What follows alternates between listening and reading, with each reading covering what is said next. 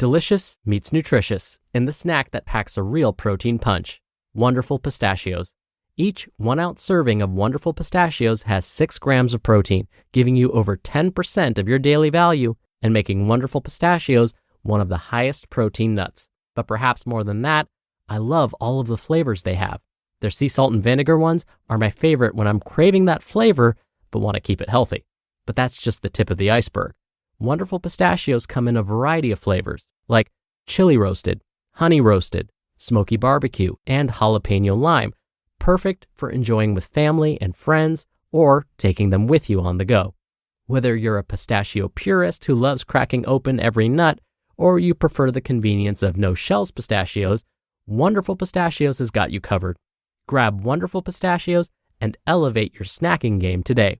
So fill up with a healthy snack when hunger strikes. Visit wonderfulpistachios.com to learn more. That's wonderfulpistachios.com. Ryan Reynolds here from Mint Mobile. With the price of just about everything going up during inflation, we thought we'd bring our prices down. So to help us, we brought in a reverse auctioneer, which is apparently a thing. Mint Mobile Unlimited Premium Wireless. How to get 30, 30, bit to get 30, bit to get 20, 20, 20, bit to get 20, 20, bit to get 15, 15, 15, 15, just $15 a month? Sold! Give it a try at mintmobile.com/switch. $45 up front for 3 months plus taxes and fees. Promo rate for new customers for limited time. Unlimited more than 40 gigabytes per month. Slows full terms at mintmobile.com. This is Optimal Health Daily, episode 2649. Fat Burning. Use It and Lose It by David Cameron Smith of lesmills.com. And I'm Dr. Neil, your very own personal narrator. Hey there, welcome to another edition of Optimal Health Daily. This is one of just a few podcasts in the world where blogs are read to you. And on this show, you get the added bonus of hearing my commentary at the end. Oh, and another bonus, on Fridays, I answer your questions. Now, on yesterday's episode, that was episode 2648, we were talking about fat loss and muscle loss and burning calories. And today's post is a perfect complement to those topics. We're going to continue with this idea of fat burning. So I'm sure you're excited to hear all about it. So let's get right to it and start optimizing your life.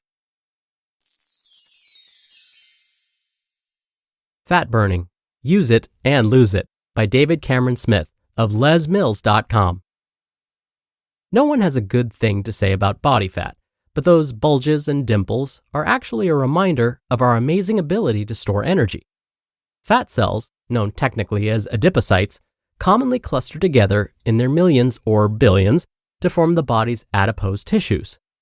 But what is undoubtedly a wonderful evolutionary adaptation can also be the last thing we want to see when we look in the mirror.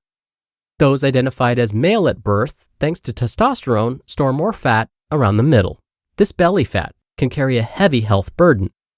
Female hormones, including estrogen, push fat further down the body, with a preference for accumulating on the buttocks and thighs. Alas, there is no exercise or diet that targets the fat stores of specific body areas. With fat loss, it's a little from everywhere, no matter what the exercise or how you lose weight. But if fat loss is your goal, then the secret is to tune your body to burn fat, not just during exercise, but all day and night too. The answer is giving power to the muscle mitochondria, the tiny structures within cells that generate energy that account for nearly all the fat used by the body. These small powerhouses can be retuned to use more fat, and the evidence shows that high-intensity training may well be the best way to achieve this. Putting your muscles and mitochondria into an energy crisis, the kind that has you really huffing and puffing, triggers the molecular machinery in mitochondria to adapt. They do this by increasing in number and size, and by turning on the fat-burning enzymes. Because fat is such a great source of energy, intense training teaches the muscles to make greater use of this plentiful energy source. Within the first few minutes of exercise, adrenaline and nervous activity triggers fat cells to start slowly releasing their fat loads.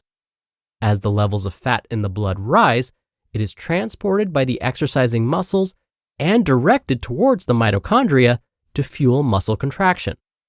The rate at which fat is burned can be measured in the amount of carbon dioxide generated.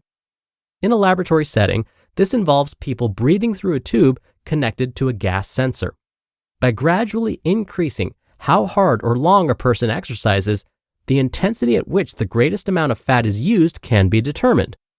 Called the fat max, this occurs most often around the intensity of a long, slow jog or cycle that's vigorous enough to have you panting just a little.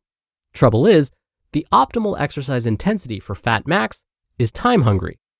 If you've got more than 2 hours each day to work out, then it might be the training strategy for you. If not, then high-intensity training may be the best solution.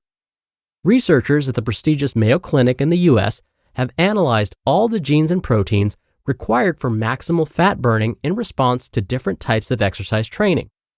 In both young exercisers, those between the ages of 18 and 30, and older exercises, those between the ages of 65 and 80, high-intensity interval training had by far the greatest activation of muscle fat burning capacity.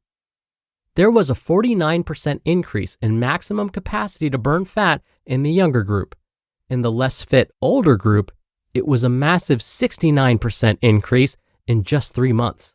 So, going hard in the gym provides a powerful boost to burn more fat, irrespective of age. The skinny on fat. Fat cells are formed from tiny stem cells that sit hidden in the most interesting places, including in the eyelids, the soles of the feet, and in the middle of the back. Wherever and whenever these tiny stem cells, sometimes known as progenitor cells or pre-adipocytes, sit waiting for their chance to spring into action and grow into fat cells. It's still not known whether the number of fat cells we possess is genetically programmed. Through childhood and into adolescence, increasing body fat drives increased activation of the fat stem cells, which drives the number of fat cells in adulthood. In the middle years, the total number of fat cells in most people stays relatively constant. Some scientists argue that people with a greater fat cell count are most likely to become obese, while those with fewer fat cells are destined to be skinny. Other scientists are not convinced. They point to the percentage of the population now overweight or obese, which is greater than the population with a healthy body weight, suggesting even those with lower fat cell counts are becoming overweight. Although most fat ends up in adipose tissue, there is the chance that some fat will spill into other tissues and organs, like the liver, for example, posing major health concerns. Fatty liver is now recognized as a contributor to heart disease, while a fatty pancreas is a newly identified risk for diabetes. Most fat cells look white under the microscope.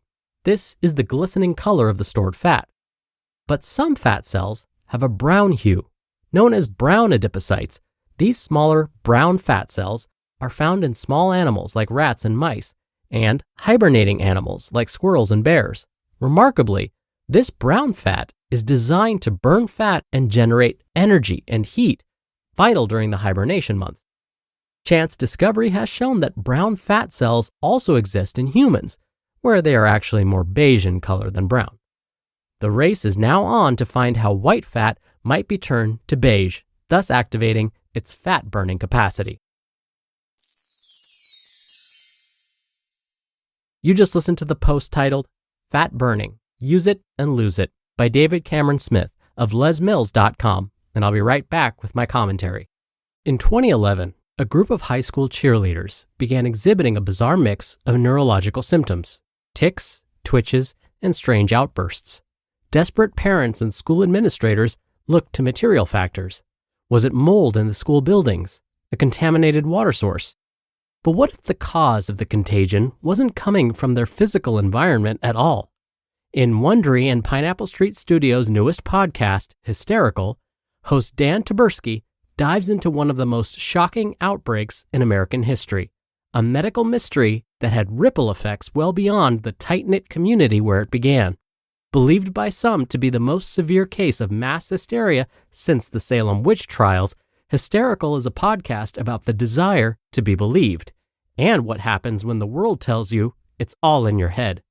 Follow Hysterical on the Wondery app or wherever you get your podcasts. You can binge all episodes of Hysterical early and ad-free right now by joining Wondery Plus. How do you feel great on vacation? Like really good? Easy. You go to Aruba. You'll spend your time relaxing on cool white sand beaches and floating in healing blue water. You'll immerse yourself in natural wonder and find your center on an island where things move at your speed. You won't just feel great, you'll feel relaxed, renewed, and ready for life. That's the Aruba effect. Plan your trip at Aruba.com. Dr. Neal here for my commentary. Okay, so when it comes to fat, there are 4 things to consider. 1, the total number of fat cells in the body. 2, the size of those fat cells. 3, where on the body the fat is held. And 4, whether it's brown or beige fat or white fat. Now, of these 4, some of them we have control over, some we don't. For example, we don't have much control over where on the body excess fat is stored. As today's author, David, mentioned, those that were identified as male at birth have the tendency to store fat around the belly. Storing fat around this area of the body does increase risk for certain diseases, like heart disease and certain forms of cancer.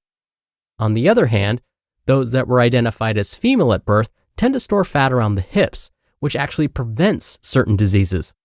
This seems to be built into our DNA. But to some extent, we can control the number of fat cells and the size of those fat cells. How? Through diet and exercise. And as David mentioned in today's post, if we have limited time to dedicate to exercise, something we can consider is incorporating high-intensity interval training. An example of this type of training would be, say, sprinting for 20 seconds, then resting for 40 seconds. Then after those 40 seconds of rest are up, sprinting again for another 20 seconds. Then rest for another 40 seconds. Repeat this pattern for 10, 15, or even 20 minutes. Then, once those 10, 15, or 20 minutes are up, you're done. Workout over, and begin the cool down and stretch. So, in this way, this form of training is a time saver. You finished a workout in under 30 minutes. But, some words of caution. There's no need to perform high-intensity training like this every single day. You would want to add in some light activity days in between. And second, as always, talk to your healthcare provider before starting any exercise program. All right, that'll do it for today. Thank you so much for being here. Thank you for sharing this show with someone. I hope you have a great rest of your day, and I'll be back here tomorrow as usual. So I'll see you there where your optimal life awaits.